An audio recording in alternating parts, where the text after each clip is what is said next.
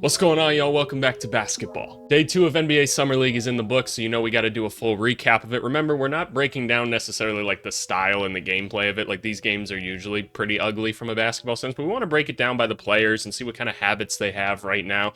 Talk about like the pros and the cons of what we're seeing, but overall just not reacting like too much to any sort of implications this could have on the NBA regular season. But hey, before we get into it, make sure you guys like, subscribe, and comment. I've responded to every single comment on my YouTube channel up to this point, and I intend to keep on doing so. All right, let's get into it. First game we got here, my Chicago Bulls versus the Milwaukee Bucks. The reason I say my Chicago Bulls is so that you guys know that I am a fan of them. I like to think that I keep bias out of these videos for the most part, because, you know, I've got biases all over the NBA in terms of like who I root for, but I try to keep it professional at the end of the day. And let's talk about the Bucks first, because they're showing up first. Who do we got on this roster that we're really paying attention to? Obviously, like Chris Livingston, Andre Jackson Jr. Andre Jackson Jr. is somebody that I'm personally pretty high on for the Bucks, and I hope that he can be a bigger contributing piece for them this season.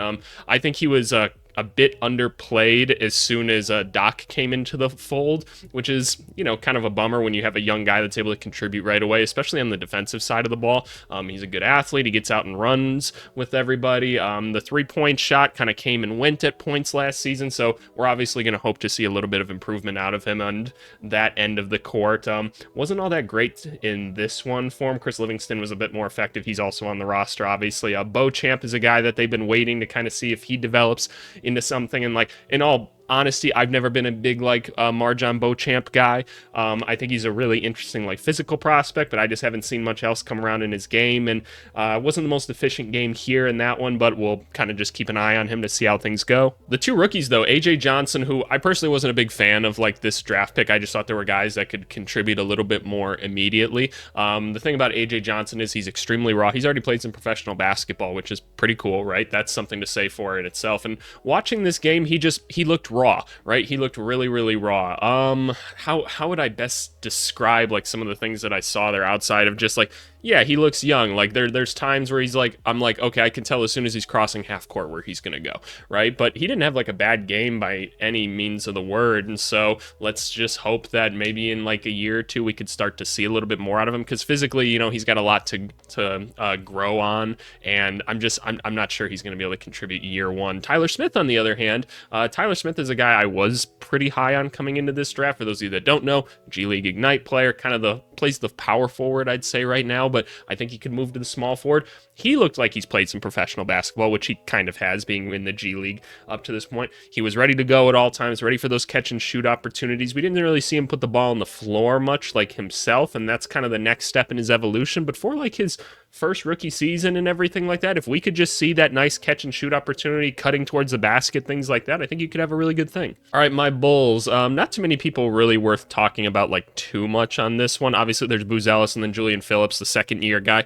Julian Phillips was at least like really active during this game, and that's good. He looked confident out there. Nice defensively. Got up and down in transition pretty well. He was attacking the glass like crazy. How many did he finish with? He finished with 10 rebounds. So there you go with Julian Phillips. Matas Booz Ellis. I was personally not a fan of Booz Ellis and like the G League and stuff like that. So like the Bulls fan in me, I hate to say, was probably disappointed with that draft pick, but I also understood that was probably the right pick, if that makes sense. It's just, you know, that's kind of what the draft was in this one. And while I'll say like percentage wise, he was not very good in this game. I don't really care about efficiencies and stuff in this too much. It's great if people are efficient, but I'm not tripping if guys are shooting 26% from the field right now. I'm just not. There's just a lot of time to grow in those departments. He was extremely active in this game, and he showed in a lot of different ways that he can kind of be impactful with or without the basketball. So that was encouraging to see nonetheless. I thought he moved just really well around the court, and I thought the Bulls actually put him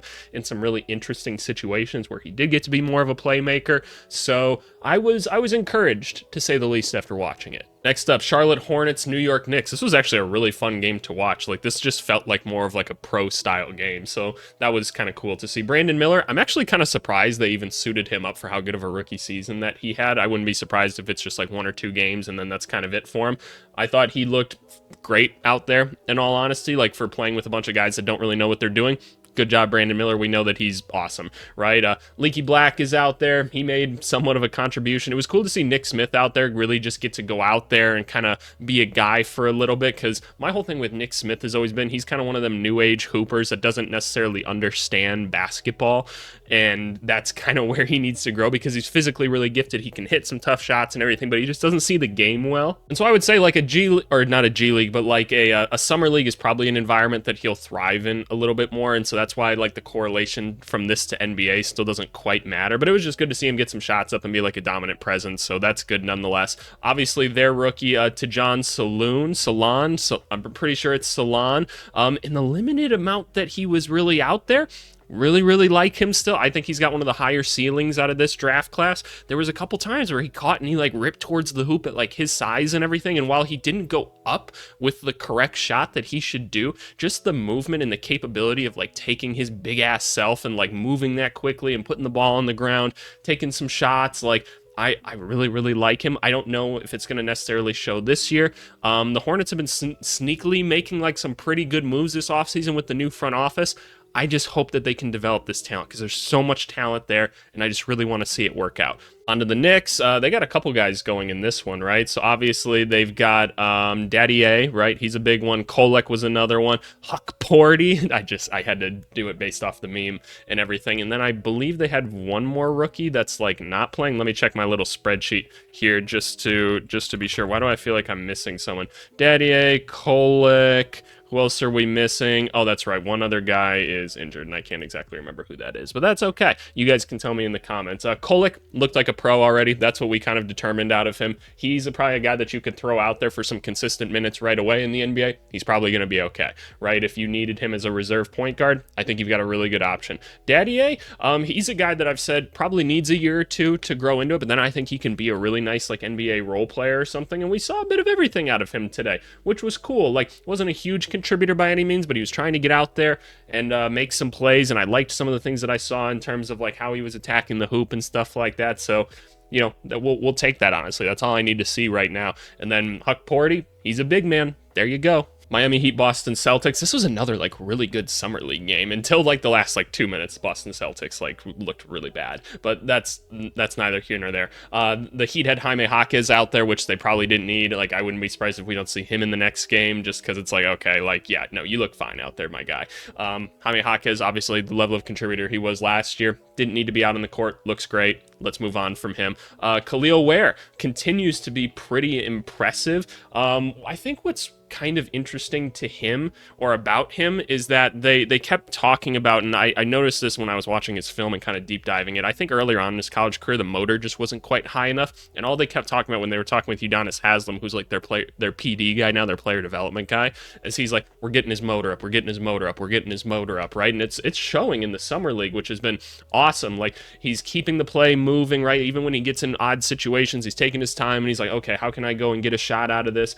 He's been pretty impressive. I think there's still a little bit of indecisiveness out of there, but we knew he was a little bit raw as a prospect, so I'm not like tripping about that at all. And then Larson out there, who was he didn't shoot great in this one. He's kind of supposed to be out there being a shooter. Wasn't the best showing out of him today, but knowing the Heat, man, I just feel like this guy's just somehow gonna figure it out on the Heat, and so that's my analysis of them, I guess.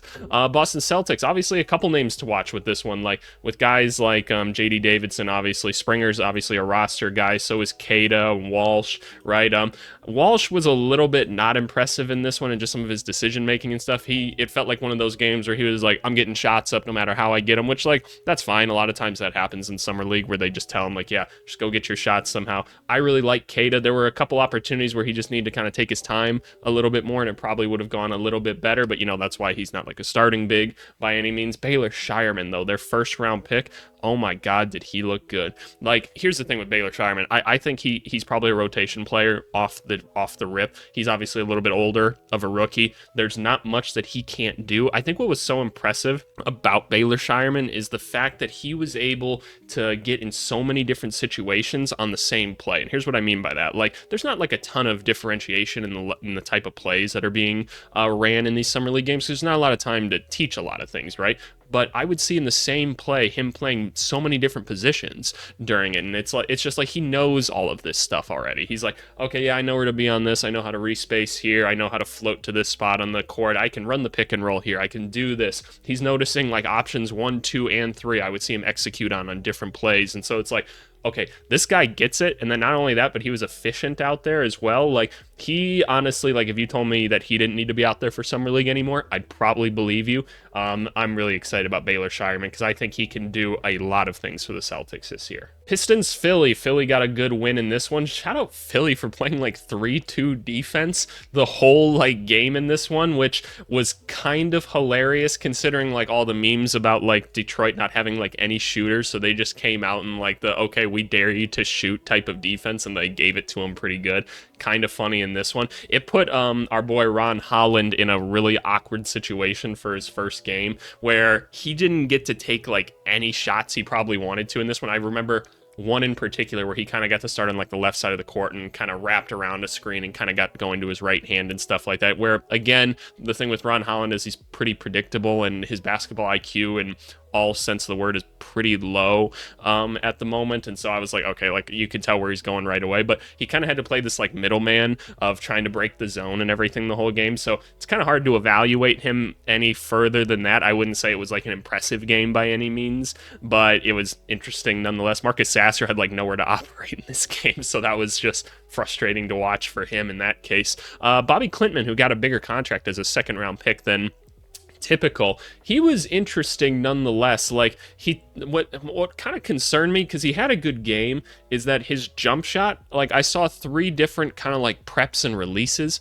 throughout the game, and that just kind of tells me like, okay, I probably shouldn't trust this jumper, and you know, it's going to take time and stuff like that, but I am curious about him nonetheless, because he was pretty active out there and he found a way to get to a little bit more open space than the rest of these guys did, but I wouldn't say he's necessarily somebody I'm like high on still, and so that's kind of my thing with the Pistons, right? I just don't know about these two. I'm not the biggest Ron Holland fan. I'm not sure I trust Detroit to really like build on him and stuff, and I was talking with some people in the comments about it. I don't even remember how many days ago it was, where like, look, if you like Ron Holland, that's totally fine. I like his talent too and everything. I don't understand it from a Pistons point of view. Like, I don't understand what he's bringing to the team this year, and I just feel like there were other things that could have been done to make it happen. But anyway, on to the Sixers. Justin Edwards, he was out there. It didn't feel like it though, so that's kind of a bummer. I'd like to see a little bit more out of him. Ricky Council, he's continuing to get his shots up. Hasn't been the most efficient yet, but that's okay. Bona's just going to keep being a bona fide run, jump, and dunk guy, right?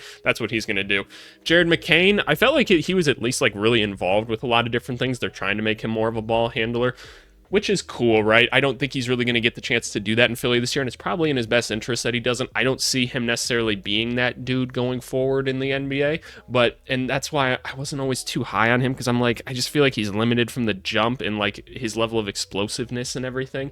But nonetheless, like, I think he's going to be a nice like catch and shoot guy or something like that. So if we could see more opportunities of him kind of playing some off ball, that's probably where I'd be a little bit more curious the rest of the summer league. But otherwise, like, I thought he played a fine game overall. I didn't have many complaints about it. I'm going back to my spreadsheet just for a second too, just because I want to see where Jared McCain's at for the summer. So percentages are pretty rough right now. As I've told you, don't really care about that. The rebounds are pretty much average, which is cool to see actually. Assists are pretty low. Yeah, I'm not really sure I see him being necessarily like a playmaker. Steals have been good. That's awesome. You're keeping the turnovers pretty low, getting about 10 points a game. Yeah, no, I'll take that. Thunder Raptors. Raptors really handed it to him in this one, so there you go with that one. Dylan Jones, obviously the first round pick that has been pretty good so far. If we go over here, I want to take a look at Dylan Jones, where he's kind of been throughout the summer league so far.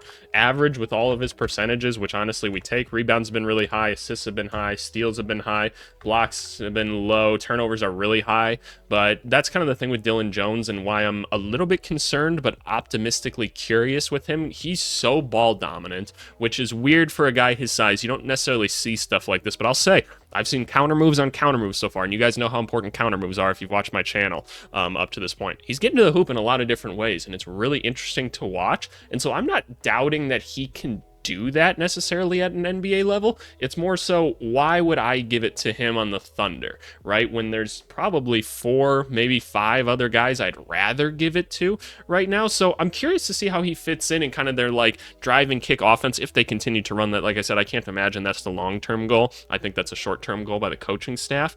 It's interesting nonetheless. Like, I need to see him on the roster. I'm so curious to see what they're going to do with him, because he is an interesting talent. And every single time he has the ball, he's trying to make some sort of play happen, and it's resulted in some turnovers at points too. But like, I don't know. I'm curious about him nonetheless. And AJ Mitchell continues to be a pretty interesting player for them. He was a guy that I liked for the second round for people. I was like, yeah, no, I'd take him with the second round pick, and he continues to be pretty efficient. All said and done, I don't even know what pick he was, so let me just go here. AJ Mitchell, 52% from the field. That's awesome. 35 from 3. He's hitting all of his free throws and everything. The assists are high right now. The steals are high. Turnovers are again high, but again, I'm not tripping about that in summer league. That's pretty typical, all said and done. So I've enjoyed watching that.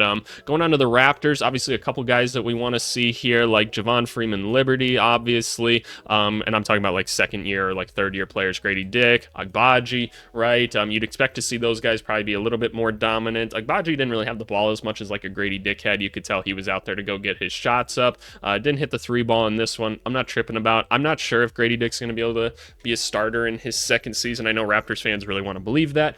I don't know. I'll be curious to see nonetheless, because I do think long-term he has that potential. I just don't know if it's this year. As far as like their draft picks go this year, they had a couple of them, right? Obviously, Jacoby Walter. I said I'm a little worried about his efficiency coming in the first year, but I think he'll be a good defender. He looked good defensively in this game. Just, again, the efficiency, not that great right now, not really contributing in other factors of the game yet.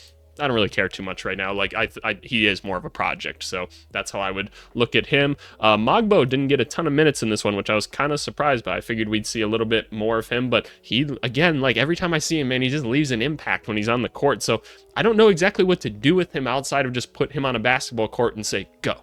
Right? Like, I don't really know what kind of like scheme I'm running with him, but things happen. He got rebounds, he got assists, only 1 turnover. Awesome. Kromke was another guy. He's a big time, just gonna take a while to develop type dude, but man, he crashed the glass hard and everything. He's a good athlete. He's just really, really, really young, right? And then we should talk about Sheed as well, who he looked like a refined, like, yeah, I've been in college for a while and I'm a bit more mature of a point guard, so that's awesome. Do I think he's gonna be like an NBA contributor? Hard to say. I'd lean maybe like no to start right now, but he was at least like consistent out there to start. All right, Spurs, Trailblazers. This was a weird game, to say the least. I'm just watching it from like a basketball perspective. Some of the returning guys, right, that we've talked about with the Spurs, Sissoko. So he's going to be one that is like, okay, how much is he going to get involved, right? And hasn't been involved like too much up to this point. Actually, I'm kind of curious, like, out of all these summer league games so far, where are we at, like, percentage-wise with him? Yeah, okay, that's kind of what I figured. It's been a little rough so far, but whatever. I'm not tripping about it too much. What do I always say? I'm not worried about, like, efficiencies until, like, the end of somebody's second year. Then I want to start to see a little bit of growth. Harrison Ingram, been quietly solid for them as their second-round pick. He's a guy that I think could come in and probably be a decent defender right away. Not so sure about the offense, but it's nice to see him being involved. Stephon Castle, he obviously had the ball a ton in this one, especially compared to the other ones, where they were really like, okay, you can go be more of the point guard in this one. Let's kind of see what happens when you're a lead guard. And honestly, like, it wasn't bad at all. Like, I was thoroughly pretty impressed with mostly the playmaking, which is kind of what we all figured he'd be best at in that position, right? Some of the decision-making with his shots and everything wasn't the greatest, but, like, he was pretty actively involved, and he was reading the offenses pretty well. He had a good pace about it. That's what you expect out of those UConn guys. The ways he was using, like, Gortat screens and stuff like that and getting guys on his hip, really impressive. So do I think he's, like, an NBA point guard still? No, but I think he's a really smart player, and the three-point shots fell a little bit more in this one, so that's cool. And also shout out Tyson Ward, just because I like Tyson Ward. Portland Trailblazers, they got a couple guys out here to watch. Chris Murray, who I continue to be kind of like, I don't necessarily know about. Like, obviously we want to keep developing him, but he wasn't much of a factor outside of catch and shoot in this one. Donovan Clingan just looked rushed last night. He looked really rushed, and that's, whatever. Honestly, the 5 blocks is what everybody kind of remembers, and the 13 rebounds. He's big as shit. He's going to get rebounds and this stuff. And I should let you guys know, I'm really high on Donovan Clingan. Like, I'm not saying he's going to be an all-star, but I really, really like his game. The 5 blocks were kind of bullshit in this game. Like, people just kind of kept running into him because that's what happens in Summer League, and he could have just blocked him with his elbow. But no, he was just really rushed in this game. The 3-point shot, every time he took one of those threes, like, you could tell he caught it, and he was like, okay, I'm going to attempt a 3 now. Chuck, and just brick. So, I don't know. I don't know if he's going to be a 3-point shooter down the line. That'd be a cool thing to develop. As for right now, just looked rushed out there. Looked like he was playing his first pro game, so not tripping about it too much. Ryan Rupert, obviously another, like, potential roster guy and everything. He looked more established compared to the rest of the team out there, so shout out him for finding ways to be involved. Jazz Mavericks, 1-point game, but the Jazz get it done. Okay, Jazz fans, just brace yourselves for a little bit. I was pretty annoyed watching, like, the Jazz play and everything in this game. Taylor Hendricks, not as much with him. I thought he was fine out there. He at least looks like he's, like, played some professional basketball before, so that's fine. We're going to continue to work with him, right? Cody Williams was kind of annoying to watch in this one for me. He didn't look like he was ready the entire game. Every time he caught it, he looked surprised. He didn't, like, react to things very quickly. So I like Cody Williams. He's a project, don't get me wrong, and I think that there's somewhere to go with it. But it's like, I've seen a bit of this whole kind of like Summer League with him where he's just not really looking ready the whole time, and I'm a little bit worried about that. I don't think the Jazz will really stand for that necessarily, but it's weird, and I'm a little bit concerned about the fact that he's, like, not very explosive, like, in the way he moves, and for someone of his, like, archetype, he kind of needs to be. So just something to watch with that. Filipowski wasn't really happy with his game either. Like, he just continues to look, and I hate saying this, he looks soft. Like, he just does. Like, he would back somebody down, he'd take one back down and be like, okay, no, I'm going to turn around and fade away with this shot, right? So, I don't know, I wasn't too impressed with this one. Like, some of the rim protection stuff was cool. I will say I don't think it was hard to necessarily block some of those shots, but I don't know. I wasn't a big fan of it. And then Collier honestly looked better than they did in this one. Like, he at least, like, you can tell he's really trying to be controlled out there. Like, it almost looks like he's thinking maybe a bit too much, so it didn't really, like, piss me off to watch. I'm just kind of like, okay, what's he kind of thinking with this? The jump shot's a little bit odd. He doesn't look quite as explosive as he used to as well, and I don't know if that is the indecisiveness as a part of it, but a little bit concerned about that as well. Obviously, all these guys are projects for them, right? There's a lot of projects out here, so I'm not tripping about it at all too much. I'm just throwing it out there because that's what I'm seeing, right? They have Max Asmus on this? Damn, Max Asmus, tough as hell, man. Moving on to the Dallas Mavericks. Obviously, their rookie, Melvin Aginsa, was a guy that I liked. I was like, yeah, no, if you really needed him to come in and hit some threes, might be something he could do in his rookie season. Went 1 for 5 in this one. Not tripping about it too much. Oliver Maxence Prosper, obviously the second-year player. He went out there and got his shots up. He's not a great outside shooter. Like, that's something that we kind of know, and he tried to get going in this one. Just didn't really fall. AJ Lawson was another potential roster guy for them. Wasn't maybe the most efficient in this one, but I love how much he was crashing the glass. Like, you could tell the effort was really there with that one. So I'm not sure you're going to see anybody on this Dallas Mavericks Summer League team, which is typical with contenders, that's really going to be able to help you a ton right now, but interesting nonetheless. Like, it's one game, so we'll continue to watch them. All right, last one, Warriors and Suns. Suns out here, Ryan Dunn, first game. We know that he's not much of a creator for himself, so don't trip out about, like, the amount of shot attempts that he took and everything. That's just not really his game. Looked a little rough out there, but that's okay. Oh, so another one of their draft picks, not really contributing much for a starting center right now, so I don't know. I'm not tripping about it too much. I do think Ryan Dunn will be able to contribute right away come NBA, like, season time. I just think, like, it's a little bit iffy just right now, like, just getting used to it, right? David Roddy's another name out there. He was just kind of getting his shots up, trying to be a bully, so good for David Roddy. I'm not looking at the Warriors yet. I'm tripping for a second, but this is what I was looking for. Trace Jackson Davis was involved in this one. He looked very polished in this one, so that's really good to see. Pods was out there too. He also looked really polished. Obviously, he was on that Team USA select team, so coming into this, I expected him to look pretty refined and, like, okay, kind of ready to go against these guys, make it look easy. Made it look easy. You probably don't need to play Pods anymore going into this, and otherwise, like, kind of it for the Warriors, man. Like, not a ton of other guys out here because their second round pick isn't playing because of a leg injury. A quick look at the stat leaders and stuff, just so you guys can kind of see. Jaime Jaquez finding his way into there. That's cool. Any other names that we like really want to see? Obviously, like Brandon Miller. That's cool. Donovan Clingan found himself up there, which is awesome. Same with Jaime Jaquez. Got 11 rebounds. Damn. I didn't even really notice that. That's pretty cool to see.